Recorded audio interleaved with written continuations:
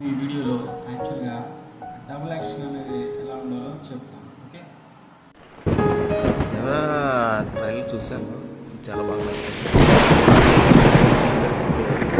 చాలా బాగుంది. Next Ram Charan gangster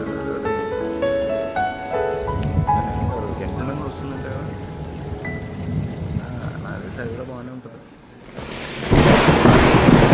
cinema తీద్దాం అనుకుంటాను కానీ ఏడ మనకంత ప్రొడ్యూసర్స్ వాళ్ళు దొరకట్లేదు. భయం ట్రై చేయాలి అంతే.